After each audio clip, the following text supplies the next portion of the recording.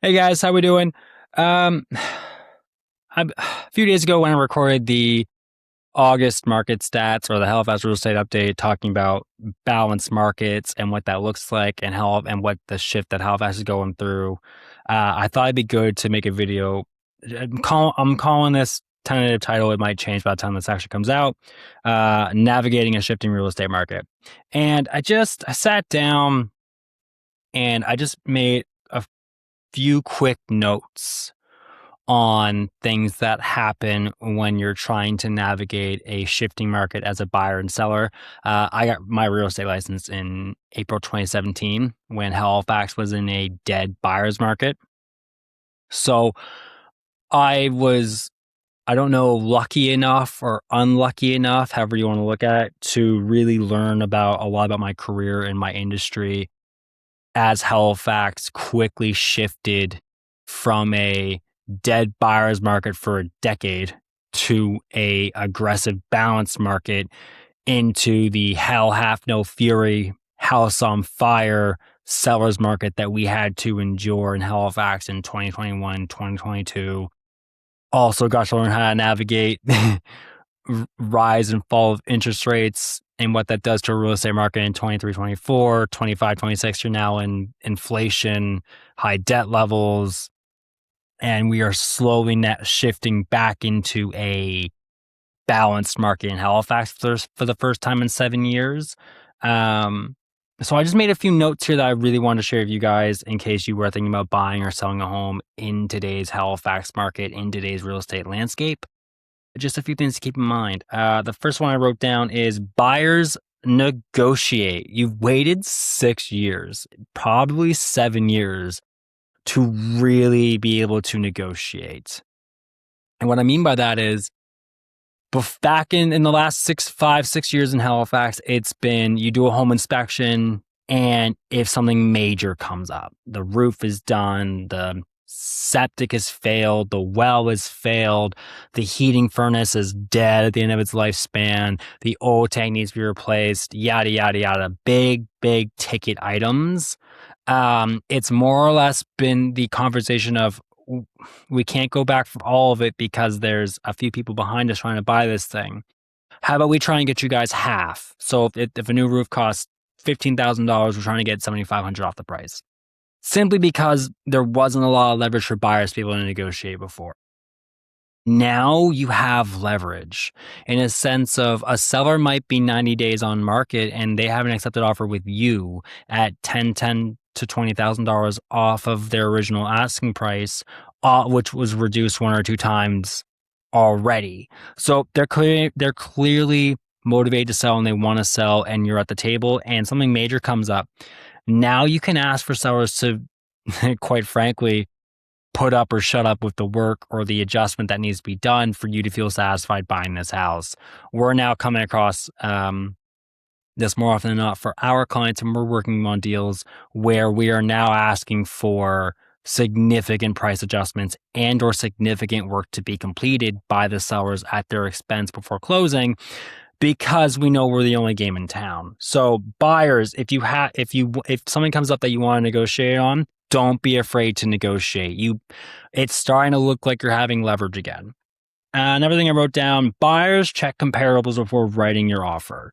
So if you're coming from the August market stats page or video, you probably remember me saying that from April 2026 to July 2026, Halifax home prices dropped $66,000. That is 10% inside of 4 months. Now, bear in mind that happens relatively often every year as we go from a busy spring market, which is the busiest market in the year, to a more cool summer market. So it happens all the time. It's a consistent thing. Maybe not always 10%, but it fluctuates between 5 to 10%, typically is what the adjustment is. If you want to make sure buyers that you're not overpaying for a house, ask your realtor to check the last 90-day sale history in that area that you are shopping in, just so you can make sure that you are not overpaying for a house, because a shifting market from a seller's market, which is defined by leverage in negotiations with the sellers because there are much more buyers than there are people selling their homes, to a balanced market, which is the definition of a balanced market is buyers paying fair market value for homes. As you're caught in that shift, it's very easy to get caught of overpaying for a house as you shift more into a balanced market, especially if the slide continues into maybe getting into a buyer's market. We're a long way off from that. But if that would be the case in 2 or 3 years' time, you could be really caught. So check your comparables, check your 90-day history in your area to make sure you're not overpaying for these houses. Everything I've wrote down, sellers, prepare your home before you sell it. If you want a smooth sale, all capital letters, do the work. So what do I mean by that? As you're shifting from a seller's market to a balanced market, homes still sell in a day, but they are really well priced. They are good condition, good location. Even if they are okay condition, okay location, really well priced, still sell. People will still find value in it. Even if it's a bad location, good condition, good price, it'll still sell. Sellers, do the work if you want a smooth sale. Now buyers are having options again. They can choose your brand new listing that just came to market, or they can go down the road to look at the home that's been sitting there for 150 days to see if they can get a better deal. Make sure you're pricing your home well. Make sure you're taking care of the finer details. Fresh coat of paint, cleaning, decluttering, stage it, get your documents ready. Nova Scotia Power, Halifax Water, property disclosure statements, property taxes, list of all the upgrades and improvements you've done to the house. Any and all easements, restricted covenants, anything that associates your property, any leases, get everything ready. And do not speculate on your home price. That time is over. Get your comparables and be conservative. Don't go buy actives. Don't go buy the homes that are for sale. Go buy solds. Because solds are a sold price is a real dollar value that a buyer's agreed to pay for a house. An active listing with an active sale price that has not sold yet is nothing but a suggestion of what that home is worth. When you are pricing your home, be conservative in the number, go buy your comparables, price it well, and do the work, and you will still have a smooth real estate transaction. If you start speculating on price, if you don't do the work that buyers like, you may find yourself struggling to sell. And in a shifting market from sellers to balanced, days on market will kill you, because now you're chasing the market. If you overprice a home and you're taking 30 days, 60 days to price it where it needs to be, well, you're already in a cooling market. We've talked about this before where, yes, Halifax is seasonal, so you'll get a little bump of activity in the fall, but the last few fall markets have been pretty lackluster in terms of real estate transactions. So we're recording in August 2026. Your next 6 to 8 months is more dead than busy. So just make sure you price your home well and you do the work to make sure you have a smooth real estate transaction. Another thing I have here, investors, just for my real estate investors in the back of the room who have avoided Halifax because the home prices are way too high. You will start seeing good real estate investment properties in Halifax and in the outside areas. My clients and I have seen a few now that are pretty close to the 1% rule in real estate, which has been surprising to see.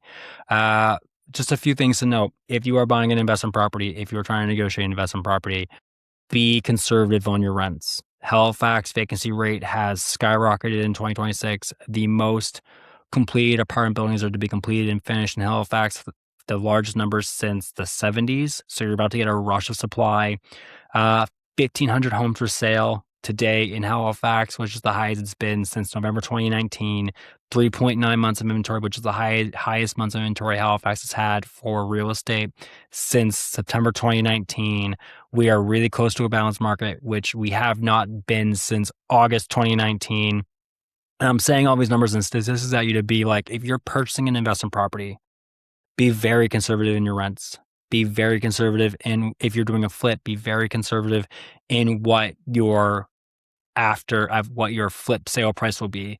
If you're doing a buy and hold or a BRRRR, be very conservative what the appraisal value will be at the end of the day, because banks are being Banks are appraising everything. They're checking values and everything. We just had an appraisal come back $60,000 below what the actual list price was. And we had to negotiate that with the sellers on that deal. We did get it done, but now our appraisals are starting to come in a little lower, a little more aggressive. So if you are purchasing an investment property or trying to purchase an investment property, be conservative in your numbers so you don't get caught with your pants down as the market shifts. All in all, like you're just shifting to a different market. That's all we're doing in Halifax. That's all it seems to be. I'm gonna guess that by the end of the year, we're gonna be in a balanced market, just by judging by the way things are going. That's what my tips for navigating a shifting market. Comment, detail, DM, or text me if you have any questions. We'd love to help you guys out. Have a good day.